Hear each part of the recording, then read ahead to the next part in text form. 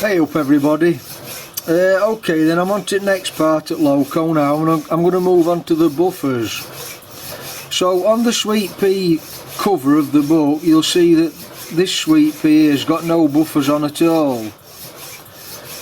Some have buffers on, some don't. Some put blocks of wood on to use as buffers, which I don't particularly like that method, but it's just personal preference, isn't it really? So I'm going to go with traditional spring buffers, I think. So there's no drawings in the book to actually make them, but I have found this drawing, and this is off for a 3.5 inch gauge Loco. The actual drawing is drawn twice full size, so that's what I'm going to do. I'm going to double the sizes up on this drawing, and because it's drawn at twice full size, that's the actual size it will come out at. And what I'm going to use then, I've got some bits of stainless bar that I've been trying to get rid of for ages. It's really tough stuff this, and I'll be glad to get rid of it because it's a nightmare to machine. So I'm just, my saw's going, you can hear that, I'm just sawing some pieces up to make the front part of the buffer. And then the body of the buffer, I found some scrap pieces of brass that I had, and I'm going to make them out of brass. So I'll catch you over on lathe when I've got all my sawing done. In fact, that'll be sawing away while I'm machining another one. And we'll continue this on lathe then.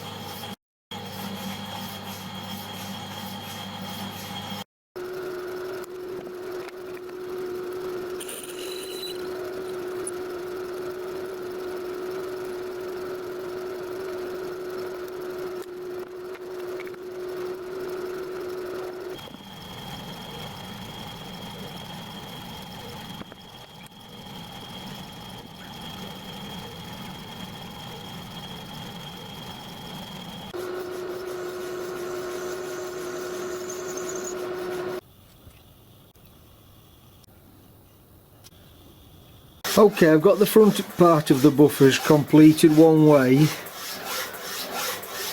I'm going to reverse them inch up now, and what I'm going to do, I'm going to put this 9-degree angle on the back and then put the radius on the front.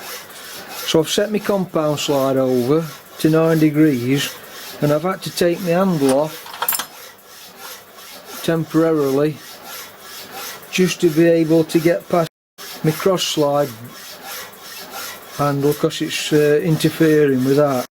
Clamp this small chuck on just to use my compound slide at this shallow angle.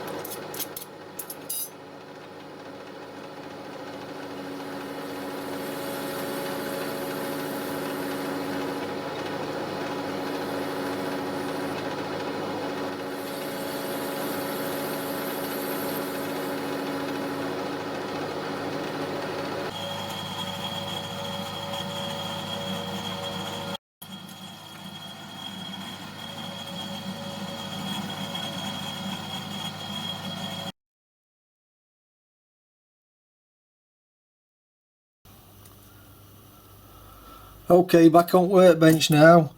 I've finished one half of the equation. I've got the actual buffer part done that slides in. And I've got to say, that stainless steel I've got, it's a nightmare to machine. I'm glad I'm getting rid of that. So that's 4 of them completed. If you don't, I don't know if you can notice on drawing, but there's a 9-degree angle on the back of the actual buffer and a radius on the front. I don't know if you can quite see it with it being shiny, but it's there anyway. Right, so because the drawing is now full size, obviously it's the same size as the drawing. So I'm going to move on to the housing part next, and I think I'll do that in part 2. 4 housings. So I'm going to sign off for now then. Thanks for watching, and I'll catch you on part 2 of the buffers. Bye for now then.